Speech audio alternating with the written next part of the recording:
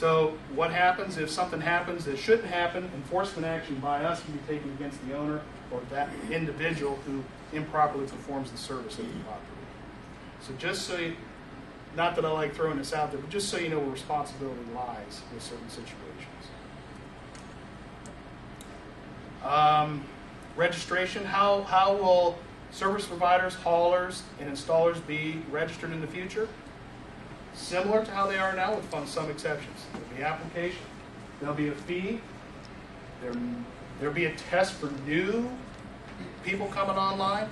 Not sure how they're going to handle the existing ones. We're hopeful they'll just say, you tested in the past, you don't have to retest. Let's hope that's the way they go. So there will be a testing requirement, certainly for new people coming on, but we're not sure about the folks that are existing. We'll see how that turns out. You also have to show if this, especially for service providers, if there is system-specific training that you're servicing, you've got to show proof of those credentials of that. Especially for service providers, sometimes with some types of installations. We're going to get to that. There's a new system out there that I'll go over a little bit more in detail than the rest because you know most of the rest of it. So system training. $500,000 of general liability, that wasn't in the past. All you had was a bond. Now they're saying you got to have general liability. Installers and service providers with an underground rider on their liability insurance, septic haulers, underground rider, and environmental rider. You don't like this? Make comments. Because you also have to have a bond. And we'll get to that. So general liability insurance. Nextly, 8 hours of continuing education. Right now we have you doing 6. They want you to have 8 in the future. So something to think about. Some comments I'd already made. I think 6 is enough. 6 is hard enough to pull off. So we recommended they just do 6, but they're moving it to 8. We'll see how that pans out in the end. None of this is written in stone as we sit here today. If you don't like it, make comments. So continuing education. There are also, in lieu of continuing education, there are some other associations you can join, and they're listed there. If you're a hauler, you're a service provider, or you're an installer, you can join those because they're going to be giving you education as well. So if you don't join any of those, you're accountable for 8, or they give you the option to join those and take part in their education. And they're saying, hey, if you have multiple registrations, we can cross-apply those. You get an installer, CUs, they'll apply to your service provider and vice versa. So that's good. Now here is the bond. So I told you about the general liability. We also have bond. Now this bond is what was in 2007 and they did away with it. They're talking about statewide coverage. I hope that's a good thing for everybody. Instead of running around getting a bond for every county, you got one bond that covers you in all counties. Okay? So that's good. But this is, and they're going to calculate it this way. Now this to me is a little strange. I'm not sure how to do this, to be honest with you. Installer, service provider, septic hauler. They're based on the number of systems you do each year. If you do 1, equal to the system cost. And that's residential. More than 1 system, $40,000. So, it looks like it's changed. Because there was a time there, I think this thing used to read, if you did 2 to 5 or whatever, how am I supposed to know how many systems you're going to do that year? I don't know. But I guess what this is accounted for is, let's say John Smith comes out of Medina County and wants to do a system for his buddy. He's doing 1 system. Maybe that's how we accommodate for that guy. I don't know. But that's what they're talking about. It seems a little strange to me. It seems hard to monitor. I've already made comments on this saying, I'm not sure if that's a great idea. But that's what it says today. Nothing's written in stone yet. I want to point out also registration. They talk about what it means to be directly supervised. We get these kind of strange relationships out there where people say, yeah, he's working for me or this or that, and it's my registration, but he's doing the work.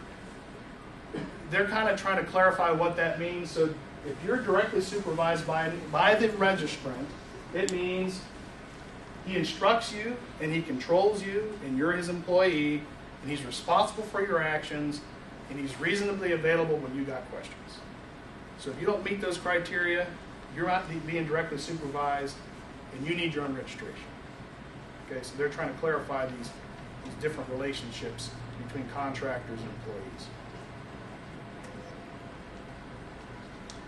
Okay, Courtney talked earlier under O&M and how we're trying to do this homeowner service providing angle. How many of those do we have, Courtney? About 90. 90 out of the, well, 3,000, but out of the... We had 300 phone calls or interests. Okay, 300 phone calls, but only 90 signing up out of, was it 1,300? Yeah. So about 1,300 contracts, 90 people were in there. Not a large number. But the law is giving provision for those folks. So some of us think, homeowner, yeah, I know. But the law allows that. And it says there that a service provider has to become registered even though he's servicing his own personal residence. Now, he's exempt from the bond requirements, he's exempt from the testing requirements, and so forth and so on, because he's servicing his own system. So down at the bottom, I've kind of summarized what the law is allowing him to do. No bond, no liability, no registration fee or CEUs, but is subject to training for his unit. I'm not sure how the state's going to carry that out yet, the training part, or how manufacturers will be carrying that out. I don't know. The good thing about having a person registered is because that homeowner, you know, some people lie.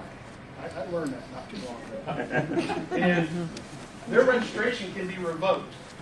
So if they're saying I'm doing all this and that, and they're doing nothing, and the thing's a piece of crap and it's falling apart and they're not servicing it, their registration can be revoked. And therefore they'll be required to get one of you folks to come out there and do the job for them. Yeah. So there's no registration fee for them at all? Right. They're not paying you guys, but you guys spend a lot of hours to monitor the program. We have a different method. Okay. When we go out to do an inspection, that's what we do. Yeah, so they're not paying registration fees, but they are when they go out and inspect, which we have to provide. And they have a specific tool and all that. Yes, you got to, yeah, absolutely. You know, there's specialized tools for some of this work. You know, if you don't, Courtney didn't say this, but when we wrote that inspection form that they got it when they inspect and they service their system, we put some questions in there that only a trained individual can answer. I mean, we didn't try to make it so complicated, only a scientist could answer it, but you can tell when they read it, they didn't know what they were doing. You know, if they mark it up and they're saying, yeah, I service an upflow filter and they had a motor flow. Well, obviously they don't know what they're doing. So, yeah. What are you going to do about unit-specific parts? You know, a jet motor, a multi-flow motor, and the knockoffs?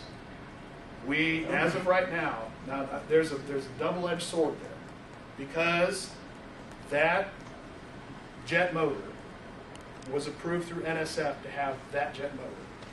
I agree with that. But I don't want to be the OEM, please. I don't have time for that. To run out after people who went to bought a flag air or whatever and dropped it in there. So it has to have the compressor. It has to be a compressor that should be producing the right CFM of air on that unit. Now, if the state takes a different approach to that, and they may, my answer is, how in the world do you expect me? You want me to go after people for sampling and service contracts? You want me to go run after them for OEM parts? Right now, we're not doing much of that. But anyway, they can service it themselves, and their registration fee revoked if they do it improperly. Any other questions about homeowner servicing?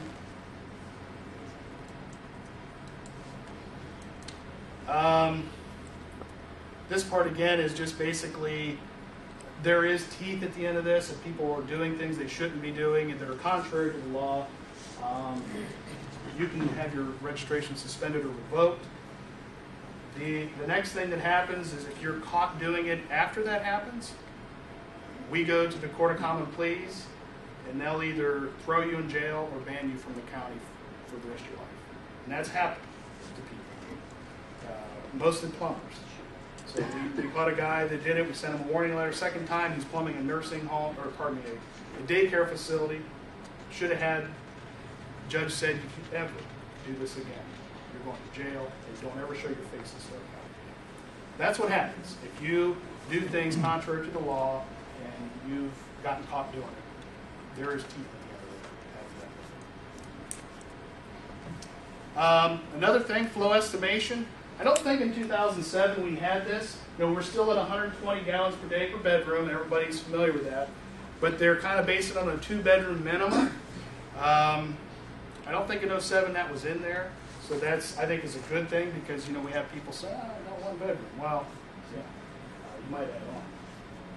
So anyway, 240 GPD. Then on small flow, I told you earlier it's 1,000 gallon per day is the upper limit requirement that we can actually specify systems for. But really, and we've done this lately, I'll give you an example. If anybody's familiar out in the Louisville area, is the German American Club. They have parties or banquets there, and it's not called that anymore. I don't remember what it's called. Now it's going to be like a banquet facility, and they are going to have high flow on the weekends and nearly no flow during the week. So they could have an excess of 1,000 gallons per day on Saturday, but no flow throughout the rest of the week. So they allow us to go higher than 1,000 as long as we dose it out in increments that are less than. So in that case, I think we sized that system at 300 GPD because we put a timer on it and a large pump tank. So it can store a lot of water and then dose it out periodically throughout the week. So we can go above the 1,000 as long as it's not daily above 1,000. And then we dose out that volume over the course of the week. And again, most of those are going to have a pump on it because you have to control that flow. You can't just grab it in, grab it in, not like you used to do. Okay, this is back into the issue of Greywater Recycling a little bit. They put this in here, but they're not giving us much guidance with this, and I'll tell you how this kind of works. It says reduction in daily design flow for the system may be approved by the Board of Health. And the way that works is it then falls under the plumbing code, because what the plumbing code says is if you don't do this standard stuff, which we're all familiar with, sinks, lavatories, water closet, or toilet, if you don't do it that way, then you've got to have an engineer design your system. Then the engineer designs, whether it be a composting toilet or whatever it is they're trying to reduce flow. And the person who has authority to approve that is us. Or actually, Paul DePascal, the environmental director. He can say, we're not doing it. So it kind of comes full circle. They may want to do it, but it's still our authority to say whether or not we're going to permit it to happen when they want to reduce flow. So that will, if someone proposes it, maybe it can happen, but really it's the discretion of the health department whether or not they're going to permit it on the plumbing end, because you only care about it after it leaves the house, and then we'll know what kind of flow we're dealing with. Of course, you got to consider in letter A, increase waste strength. What does it do to the waste strength when you take some of the water out of use? And B, the replacement area should still be the right size. So let's say this whole thing fails. Let's say the next guy moves in and says, I don't want a composting toilet. And then they want a full-size system. So we have to, we have to understand that not every homeowner is going to want that device in their house in the future. So again, it's there. It's kind of tiptoeing around the subject. I'm not sure much of that's actually really going to happen. The rules also, they do not register soil evaluators. They do not register designers. However, there are minimum standards in there for a designer to have certain capabilities. I mentioned a little bit earlier, kind of alluded to a site review approved after the effective date of the rules shall only be valid for 5 years. So all the applications we have filed right now, we allow them to be approved indefinitely until you modify the site or something happens to the site. Now they're saying 5-year turnaround, 5 years from the date the application is made, it's expired. Now, there may be provisions for us to renew it, but it's expired at that point. Now, this is a new thing. I think I've talked about a little bit of this in the past. We've got a little more guidance on it now. Incremental replacement plan.